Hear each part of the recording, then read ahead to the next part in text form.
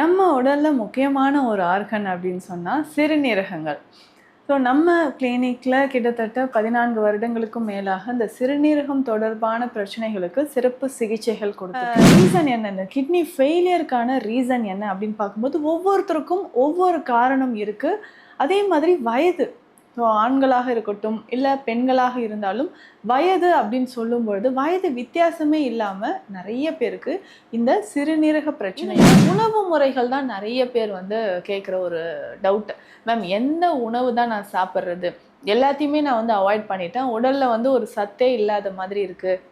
ஸ்டாமினாவே எனக்கு இல்லைங்க, சத்து சுத்தமாக இல்லாத மாதிரி இருக்குது, நடக்க முடியல, வெயிட் லாஸ் ஆகிட்டே இருக்குது அப்படின்னு சொல்கிறாங்க. தவிர்க்க வேண்டிய உணவுகளை கட்டாயம் நம்ம தவிர்த்துட்டு நமக்கு சேரக்கூடிய உணவுகள் என்னென்னன்றதை அதை நம்ம வந்து கவனத்தில் வச்சு அந்த உணவுகளை நம்ம எடுத்துக்கணும். சரி, நமக்கு சேர வேண்டிய உணவுகள் என்ன அப்படின்றத பார்க்கலாம்.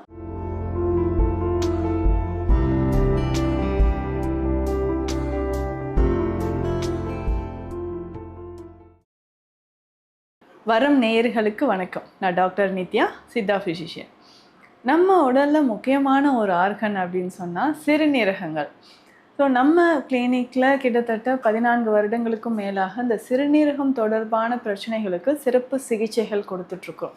ஸோ பலதரப்பட்ட மக்கள் பலதரப்பட்ட பிரச்சனைகளோடு இருக்கும்போது, அதுவும் இந்த கிட்னிக்கான ரீசன் என்ன, இந்த கிட்னி ஃபெயிலியருக்கான ரீசன் என்ன அப்படின்னு பார்க்கும்போது ஒவ்வொருத்தருக்கும் ஒவ்வொரு காரணம் இருக்குது.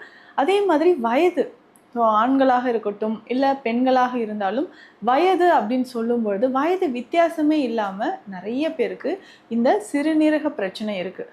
இதில் வந்து ரொம்ப ரொம்ப கவலைப்பட வேண்டிய விஷயம் என்னென்னா, நார்மலாக இருந்த ஒரு பர்சன், ஸோ ஏஜ் வந்து பிலோ 30, பிலோ 20 இந்த மாதிரி வயதில் இருக்கக்கூடியவங்க, நார்மலாக இருந்தவங்க, திடீர்னு ஒரு நாள் தலை சுத்தல் தெரிஞ்சுது, லைட்டாக வாமிட்டிங் சென்சேஷன், சும்மா பிளட் டெஸ்ட் எடுங்கன்னு சொன்னாங்க. எடுத்து பார்த்ததில் பெரிய ஷாக் எங்களுக்கு அப்படின்னு ஃபேமிலி மொத்தமும் வந்து நம்மக்கிட்ட வந்து பேசுவாங்க.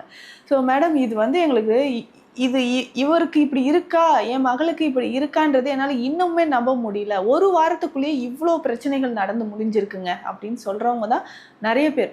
சைலண்ட்டாக வந்து பார்த்தோம்னா சிறுநீரகங்கள் பாதிப்பு அப்படின்னு சொல்கிறது நிறைய பேருக்கு வந்துட்டுருக்கு. ஸோ அப்படி பார்க்கும்போது எடுத்தோடனே டெஸ்ட் எடுத்து பார்க்குறோம், சிறுநீரகம் வந்து செயலிழப்பு இருக்குங்க, 2 சைடு கிட்னியுமே வந்து சுருங்கி இருக்குது, இல்லை சிறுநீரகங்களில் சின்ன சின்னதாக கட்டிகள் இருக்குது, ஸ்டேஜ் 5 ஸ்டேஜ் 4 அந்த அளவுக்கு இருக்குது, உடனே டயாலிசிஸ் ஸ்டார்ட் பண்ணுங்கன்னு சொல்லிட்டாங்க. என்ன பண்ணுறதுனே தெரியல. எல்லாருக்குமே வந்து ஒரே குழப்பமாகவும் மன வருத்தமாகவும் இருக்குது. இவங்களுக்கு இப்படியா, என் மகனுக்கு இப்படியான்ற மாதிரி நிறைய பேருக்கு இந்த பிரச்சனை இருந்துக்கிட்டே இருக்குது. ஸோ நமக்கு ஏதாவது ஒரு சின்ன அறிகுறிகள் வந்து நமக்கு தெரிய ஆரம்பிக்கும். ஸோ முதல்ல வந்து நம்ம பார்க்க வேண்டிய விஷயம், பிளட் ப்ரெஷர் இருக்கான்றது கண்டிப்பாக நம்ம வந்து செக் பண்ணி பார்த்துக்கணும். ஸோ பிளட் ப்ரெஷர் அதிகமாக இருக்குது, அதுவும் இளம் வயதில் பிளட் ப்ரெஷர் நமக்கு வந்து அதிகமாக இருக்குன்னா ரொம்ப கவனமாக இருந்து அதற்கான சிகிச்சைகளை எடுக்கணும். ஸோ நம்ம வந்து என்னென்னா, பிபி தானே பார்த்துக்கலாம், இந்த ஏஜில் என்ன பிபி, நம்ம தான் ஓடி ஆடி நல்லா ஒர்க் பண்ணிகிட்ருக்குறோமே, சரி பார்த்துக்கலாம் அப்படின்னு சொல்லிட்டு நம்ம விடும்போது கொஞ்ச நாள்லேயே அது வந்து சிறுநீரகங்களில் பாதிப்பு ஏற்படுத்துது, மூளை சம்பந்தப்பட்ட பிரச்சனைகளும் ஏற்படுத்துது. அப்போ அது பாதிப்பு வந்து நமக்கு அதிகமாக இருக்கிறத நம்ம பார்க்குறோம். ஸோ இந்த மாதிரி இன்னும் ஒரு சிலருக்கு என்னென்னு பார்த்தோம்னா, மைல்டாக ஏதோ ஒரு சிம்டம்ஸ் தெரிஞ்சுதுங்க.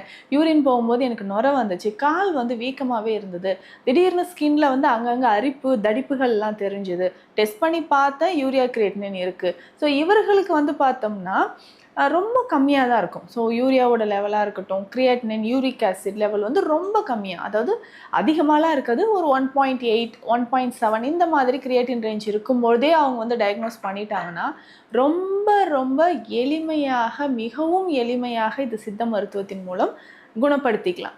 ஆனால் ஸ்டேஜ் 5 இருக்குது, ரொம்ப கிரிட்டிக்கலாக இருக்குது, 2 கிட்னியோட ஃபங்க்ஷனும் நமக்கு இந்த மாதிரி இருக்கணும்போது தான் நம்ம ரொம்ப கவனமாக இருந்து எந்த வகையான சிகிச்சை முறைகள் எடுக்கணும், என்னென்ன சித்த மருந்துகள் எடுக்கணும் அப்படின்றதும் நம்ம தெளிவாக ஃபாலோ பண்ண வேண்டிய விஷயம்.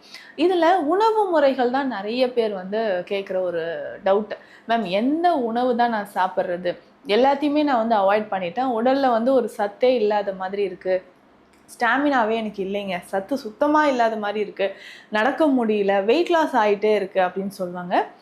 தவிர்க்க வேண்டிய உணவுகளை கட்டாயம் நம்ம தவிர்த்துட்டு நமக்கு சேரக்கூடிய உணவுகள் என்னென்னன்றதை அதை நம்ம வந்து கவனத்தில் வச்சு அந்த உணவுகளை நம்ம எடுத்துக்கணும். சரி, நமக்கு சேர வேண்டிய உணவுகள் என்ன அப்படின்றத பார்க்கலாம். நீர் சத்து நிறைந்திருக்கக்கூடிய உணவுகள் இதை வந்து நம்ம எடுக்கணும். அடுத்ததாக ஃபைபர் கண்டென்ட் இருக்கக்கூடிய உணவுகளை எடுக்கணும். ஸோ இது ரெண்டுமே வந்து பார்த்தோம்னா வெஜிடபிள்ஸில் நிறையவே இருக்குது. ப்ரோட்டீன் சார்ந்த உணவுகளை முற்றிலுமாக தவிர்க்கிறது தான் ரொம்ப ரொம்ப முக்கியம். அதுலேயும் அனிமல் ப்ரோட்டீன். ஸோ நான்வெஜ்ஜை வந்து கட்டாயம் நம்ம தவிர்க்கணும். எந்த வகையான சிகிச்சை முறைகளை மேற்கொண்டாலும் அசைவ உணவுகளை தவிர்த்தால் மட்டுமே மிக விரைவாக சிறுநீரக பிரச்சனையிலிருந்து நம்ம வெளிவர முடியும்.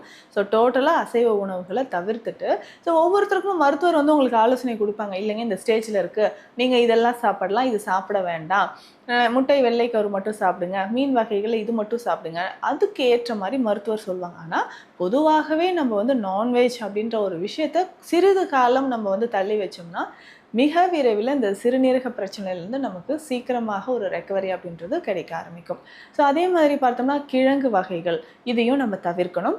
உப்பு போட்டு சாப்பிட்றது இது எந்த அளவுக்கு சாப்பிடலாம், இதுவுமே ஒவ்வொருத்தருக்கும் எந்த அளவுக்கு பாதிப்பு இருக்குது, பிளட் ப்ரெஷர் இருக்குது, அதற்கு ஏற்ற மாதிரி தான் உப்போட அளவு வந்து நம்ம தீர்மானிக்கப்படுது.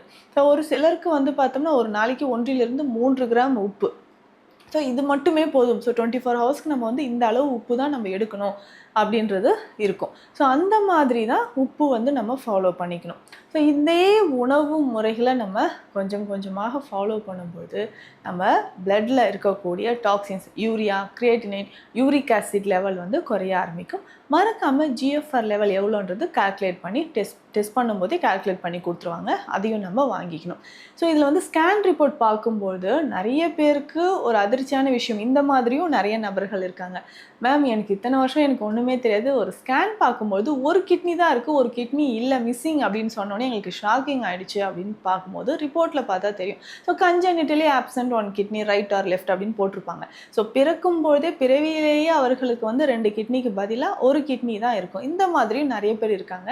ஸோ அந்த ஒரு கிட்னியும் நம்ம வந்து ரொம்ப கவனமாக நம்ம வந்து பார்த்துக்கணும் அப்படின்றது தான் ரொம்ப ரொம்ப முக்கியம். ஸோ இந்த மாதிரிலாம் டிஃப்ரெண்ட்டாக நமக்கு வந்து சிறுநீரக பிரச்சனைகள் அதனால் பாதிக்கப்படுறவங்க நிறைய பேர். இதில் வந்து பார்த்தோம்னா ஹெரிடிட்டியாக வரக்கூடிய ஒரு ப்ராப்ளம் பாலிசிஸ்டிக் கிட்னி டிசீஸ் அப்படின்னு சொல்லுவாங்க. ஸோ கிட்னிஸில் வந்து நிறைய கிட்னியை முழுவதுமே நிறைய சின்ன சின்ன நீர்க்கட்டிகள் இருக்கிற மாதிரி நிறைய பேருக்கு பிரச்சனைகள் இருக்குது. ஸோ இதற்குமே வந்து சிகிச்சை முறைகள் சித்த மருத்துவத்தில் இருக்குது. ஸோ இதற்கான உணவு முறைகள் அப்படின்னு பார்க்கும்பொழுது ஸோ நான் சொன்ன மாதிரி நார்ச்சத்துக்கள் நிறைய இருக்கக்கூடிய ஃப்ளூயிட், அதாவது வாட்டர் கண்டென்ட், நீர்ச்சத்து இருக்கக்கூடிய காய்கறிகளை சாப்பிடணும். இதில் வெள்ளை பூசணி ரொம்ப முக்கியம், வாழைத்தண்டு, சுரைக்காய், முள்ளங்கி இது எல்லாமே ரொம்ப ரொம்ப முக்கியம். இந்த காய்கறிகளை நம்ம நிறைய சேர்த்து சாப்பிட்டுட்டு வரலாம். முடிந்த அளவுக்கு கீரை வகைகளை நம்ம தவிர்க்கிறது நல்லது. ஸோ அப்படியே நம்ம கீரை சாப்பிட்ணும் அப்படின்னு கேட்டிங்கன்னா மூக்கிரட்டை ரொம்ப முக்கியம். ஸோ இதை வந்து சூப் மாதிரி நம்ம குடிச்சிக்கலாம். வெந்தயக்கீரை அல்லது சிறுகீரையாக வந்து பார்த்தோன்னா முழுதாக அது வேரோடையே நம்ம கட் பண்ணி போட்டு சின்ன வெங்காயம், மிளகு, சீரகம்லாம் போட்டு சூப் மாதிரி வாரம் ஒரு நாள் நம்ம பயன்படுத்தலாம். ஸோ இது எல்லாமே ரொம்ப முக்கியமான ஒரு விஷயம் நம்ம ஃபாலோ பண்ண வேண்டியது. அதுக்கப்புறம் மறக்காமல் உணவில் வந்து பார்த்தோம்னா இஞ்சி, மஞ்சள், சோம்பு, சீரகம், பூண்டு இது எல்லாமே சேர்த்து சாப்பிடணும். ஸோ இப்படி சாப்பிடும்பொழுது தான் சிறுநீரகங்கள் நமக்கு வந்து இன்னும் மேலும் பாதிப்பு அடையாமல், டேமேஜ் ஆகாமல் பிளட் சர்க்குலேஷன், கிட்னிக்கு போகக்கூடிய பிளட் சர்க்குலேஷன், அந்த renal arteries and renal veins எல்லாமே வந்து நமக்கு பர்ஃபெக்டாக ஒர்க் அவுட் ஆக ஆரம்பிக்கும். ஸோ கொஞ்சம் கொஞ்சமாக உணவு முறையில் இந்த மாற்றங்கள் செய்துக்கிட்டே வரும்போது சிறுநீரக பிரச்சனையிலிருந்து கொஞ்சம் கொஞ்சம் நம்ம மீண்டு வெளியில் வர முடியும். ஸோ அதற்கு ஏற்ற மாதிரி சரியான மருத்துவ முறைகளும் உங்களுக்கு சரியான ஒரு டயட்டும் நம்ம ஃபாலோ பண்ணும்பொழுது நோய் நிலைக்கு ஏற்றவாறு நமக்கு நிவாரணம் அப்படின்றதும் கிடைக்க ஆரம்பிக்கும். ஸோ இது தொடர்பான உங்களுக்கு மருத்துவ ஆலோசனைகள் தேவைப்பட்டால் ஸ்க்ரீனில் இருக்கிற நம்பருக்கு காண்டாக்ட் பண்ணுங்கள். மீண்டும் அடுத்த பதிவில் சந்திக்கலாம். நன்றி.